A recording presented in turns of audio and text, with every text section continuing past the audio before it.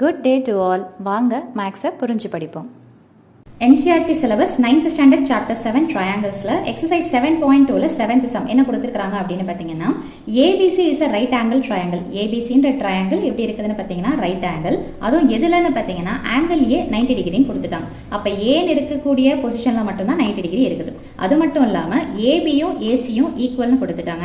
என்ன கேக்குறாங்கன்னா A கொடுத்தாச்சு, Bன்ற ஆங்கிளும் Cன்ற ஆங்கிளும் என்ன அப்படின்றது தான் क्वेश्चन. சோ டயகிராம் நம்ம தான் வரைய போறோம். நீங்க எப்படி வேணாலும் வரைஞ்சிக்கலாம், உங்க சாய்ஸ் தான். சோ ABC போட்டிங்கன்னா எங்க A போடுறீங்களோ அந்த இடத்துல 90 டிகிரி வர மாதிரி பார்த்துக்கோங்க. ஸோ இப்போ என்ன கொடுத்துருக்காங்கன்னு பார்த்தீங்கன்னா ஏபியும் ஏசியும் ஈக்குவல் அப்படின்னு சொல்லிட்டு கொடுத்துருக்காங்க. ஸோ கிவன் என்னென்னு பார்த்தீங்கன்னா அதுல தான் நம்ம ஸ்டார்ட் பண்ண போகிறோம். ஏபி இஸ் ஈக்குவல் டு ஏசின்னும் போது இந்த ரெண்டு சைடு ஈக்குவல்னும் போது இந்த சைடுக்கு ஆப்போசிட்டாக இருக்கக்கூடிய சின்ற ஆங்கிளும் இந்த சைடுக்கு ஆப்போசிட்டாக இருக்கக்கூடிய பின்ற ஆங்கிளும் ஈக்குவல். ஓகேங்களா? ஸோ அப்போ angle C is equal to angle B. என்ன reason? Angles opposite to equal sides. Equal சைடுக்கு ஆப்போசிட்டாக இருக்கக்கூடிய ஆங்கிள்ஸ் இப்படி தான் இருக்கும்னு பார்த்தீங்கன்னா ஈக்குவலாக இருக்கும். அதுதான் இந்த லைனுடைய அர்த்தம். அடுத்தது பார்த்தீங்கன்னா நம்மளோட ட்ரையாங்கிள் ப்ராப்பர்ட்டி என்ன சொல்லுது? Angle sum property.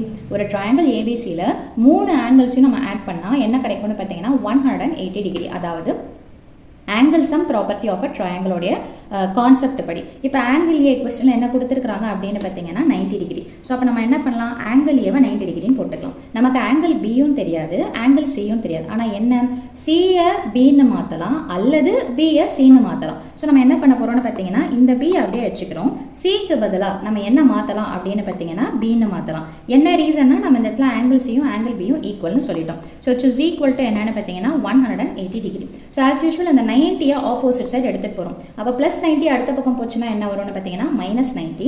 இந்த இடத்துல பி எத்தனை டைம்ஸ் வருதுன்னு பார்த்தீங்கன்னா 2 டைம்ஸ் வரதுனால ஸோ நம்ம எப்படி எடுத்து எழுதலாம்னு பார்த்தீங்கன்னா 2 angle B is equal to 180 degree plus 90 அடுத்த பக்கம் போச்சுன்னா -90ன்னு சொல்லிட்டு வந்துடும். ஸோ அப்போ ஆங்கிள் பி இந்த 2 நம்ம ஆப்போசிட் சைடில் எடுத்துகிட்டு போகிறோம். இங்கே 180ல் 90 போச்சுன்னா என்ன வரும்னு பார்த்தீங்கன்னா 90.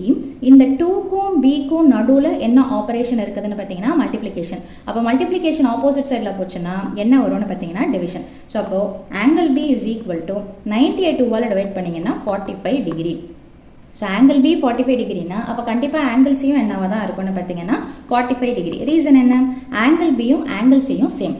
ஸோ அவ்வளோதான் அந்த சம்மோட சொல்யூஷன். இப்போது ஒரு சம்மை நீங்கள் பார்க்குறீங்க அப்படின்னும் போது மொத்தமாக எடுத்து பார்த்தீங்கன்னா அதாவது வந்துட்டு நீங்கள் ஃபுல்லாக ஒரு வீடியோ எடுத்து பார்க்கும்போது உங்களால் அண்டர்ஸ்டாண்ட் பண்ணிக்கும். இஃப் யூஆர் அ ஸ்டூடெண்ட் அப்படின்னு பார்க்கும்போது ஃபுல்லாக ஒரே ஷார்ட்டில் நீங்கள் பார்க்கும்போது அதை அனலைஸ் பண்ண முடியுமானா சில பேருக்கு அது புரியும், சில பேருக்கு அது புரியாது. அப்போ நீங்கள் எப்படி ஒரு வீடியோ அனலைஸ் பண்ணி புரிஞ்சுக்கணும் இந்த மாதிரி மேத்தமேட்டிக்ஸ் வீடியோ அப்படின்னு பார்த்தீங்கன்னா ஃபர்ஸ்ட் கொஸ்டினை சொல்கிறாங்களா அதை அண்டர்ஸ்டாண்ட் பண்ணிவிட்டு உள் வாங்கிட்டு அந்த கொஸ்டினை உங்களுடைய கான்செப்டை படி ஷார்ட் ஃபார்மில் எடுத்து எழுதிக்கணும். அடுத்தது ஒரு ஸ்டெப்பு உங்களுக்கு மனசில் புரிகிற மாதிரி ஒரு ஸ்டெப்பு நல்லா மனசில் ஏற்றிக்கிட்டு புரிஞ்சுக்கிட்டு அதை வீடியோவை பாஸ் பண்ணிவிட்டு நீங்கள் உங்களுடைய நோட்டில் போட்டு பாருங்கள். இந்த மாதிரி நீங்கள் ஸ்டெப் பை ஸ்டெப்பாக போடும்போது எவ்வளோ பெரிய சம்மாக இருந்தாலும் உங்களுக்கு ஈஸியாக புரியும். ஸோ இப்படி தான் வீடியோ பார்த்து நீங்கள் படிக்கிறீங்க அப்படின்னும் போது இந்த மெத்தடை நீங்கள் யூஸ் பண்ணி பாருங்கள். ஸோ தட் உங்களுக்கு போர் அடிக்காமையும் இருக்கும், அதே நேரத்தில் கான்செப்டும் உங்களுக்கு புரியும். ஒரே ஷார்ட்டாக பார்க்கும்போது உங்களுக்கு அந்த அளவுக்கு பிக்கப் பண்ணிக்க முடியுமானா it depends according to the personal இன்ட்ரெஸ்ட்டை பொறுத்து. ஸோ இந்த மெத்தடை ட்ரை பண்ணி பாருங்கள், கண்டிப்பாக புரியும். ஸோ வீடியோ பயனுள்ளதாக இருந்ததுன்னா கண்டிப்பாக லைக் பண்ணுங்கள், ஷேர் பண்ணுங்கள்,